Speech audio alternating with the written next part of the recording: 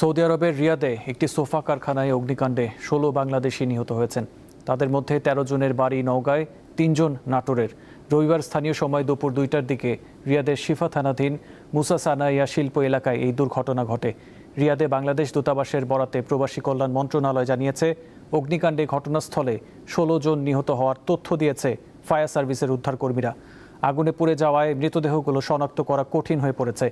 নওগাঁর ১৩ জনের মধ্যে ১২ জনের বাড়ি আত্রাই উপজেলায়, ১ জন সদরের, আর নাটোরের ৩ জনের বাড়ি নলডাঙ্গা উপজেলায়।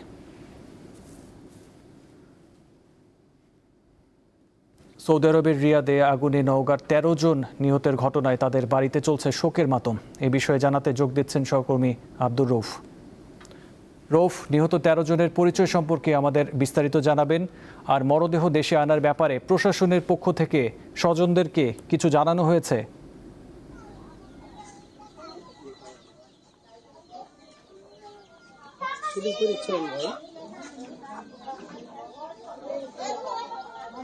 আপনি যেমনটি বলছিলেন, গতকালকে যে সৌদি আরবে মর্মান্তিক অগ্নিকাণ্ডের ঘটনা ঘটেছে, সেই অগ্নিকাণ্ডের ঘটনা নওগাঁর এখন বর্তমান পর্যন্ত ১৪ জন মৃত্যুবরণ করেছে এমনটি তথ্য জানা গেছে। তবে জেলা প্রশাসনের পক্ষ থেকে ১৩ জন এবং সৌদি দূতাবাস যেটা বাংলাদেশে রয়েছে তার পক্ষ থেকেও ১৩ জনের ছবি সহ পরিচয় শনাক্ত করা হয়েছে। এছাড়া আমাদের কাছে ওনার খবর আছে যে নওগাঁ সদর উপজেলার নওগাঁ শহরের যে পার নওগাঁ রয়েছে এলাকায়, সেখানকার একজন এই যে অগ্নিকাণ্ডে মৃত্যুবরণ করেছেন বলে দাবি জানিয়েছে সেই পরিবার, তার নাম হচ্ছে শাহিন। এই দিয়ে মোট এখন পর্যন্ত নওগাঁর ১৪ জন প্রবাসী সৌদিতে অগ্নিকাণ্ডের ঘটনায় মর্মান্তিক মৃত্যু হয়েছে। এবং আমি এখন দাঁড়িয়েছি আত্রাই উপজেলার শাহগুলার মদনপুর গ্রামে। এখানে শেখ ফরিদ নামে ৪ বছর আগে সৌদিতে গিয়েছিলেন যে ভাগ্য বদলানোর জন্য। বিশেষ করে ফরিদের অত্যন্ত গরিব পরিবারের সন্তান, সে একমাত্র এই পরিবারের উপার্জনক্ষম ছেলে ছিলেন এবং সে কিন্তু অনেক টাকা ঋণ করে সৌদিতে গেছে জীবনের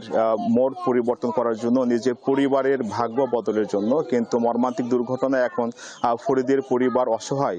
ফরিদের ঋণ করা যে টাকাগুলো সেগুলো কিভাবে পরিশোধ করবে এ নিয়ে এখন হাহাকার চলছে।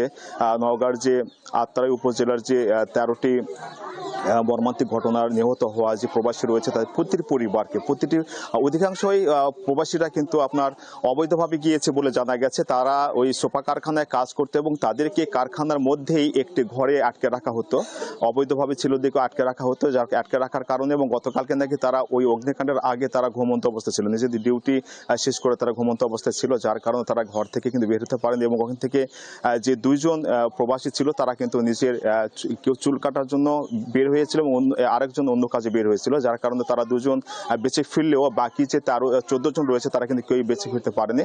এখন আত্রাইয়ের উপজেলার যে নিহতর যে পরিবারগুলোতে একদম শোকের ছায়া নেমে এসেছে। এবং গতকাল থেকেই কিন্তু জেলা প্রশাসক মোহাম্মদ সাইফুল ইসলাম এবং আত্রাই উপজেলা প্রশাসনের যে নির্বাহী কর্মকর্তা মনিরুজ্জামান রয়েছে তারা কিন্তু প্রতিটি নিহতর পরিবারের কাছে গিয়েছে, সমবেদনা জ্ঞাপন করছে এবং তাদের পরিবারের সার্বিক খোঁজখবর নিচ্ছে। এবং এই নিহতদের মরদেহগুলো দ্রুত চিহ্নিত করে নিয়ে এসে নিজ নিজ পরিবারের কাছে হস্তান্তরের জন্য জেলা প্রশাসনের পক্ষ থেকে যে সরকারি ঊর্ধ্বতন বিভাগ রয়েছে তাদের সঙ্গে যোগাযোগ করা হচ্ছে বলে জানিয়েছেন নওগাঁ জেলা প্রশাসক মোহাম্মদ সাইফুল ইসলাম। এছাড়া নিহতদের পরিবারকে সরকারের পক্ষ থেকে যতটুকু সহায়তা করা যায় সেই রকম কার্যক্রমগুলো তারা অব্যাহত রাখবে এবং মরদেহগুলো আসার সঙ্গে সঙ্গে সেগুলো যাতে যথাযথভাবে পরিবারের কাছে পৌঁছে দেওয়া হয় এবং দাফন কার্য সম্পন্ন করা হয় সে বিষয়ে জেলা প্রশাসন তৎপর রয়েছে। এবং শেষ পর্যন্ত প্রতিটি পরিবারের পাশে থেকে মরদেহ দাপন থেকে শুরু করে এবং তাদেরকে সার্বিক সহযোগিতা করার দৃঢ় প্রত্যয় ব্যক্ত করেছে নওগাঁ জেলা প্রশাসক মোহাম্মদ সাইফুল ইসলাম। তো নওগাঁর ১৩ প্রবাসী নিহত হওয়ার এই নিয়ে আমার কাছে ছিল সর্বশেষ তথ্য। নওগাঁ থেকে ছিলেন আব্দুর রৌফ।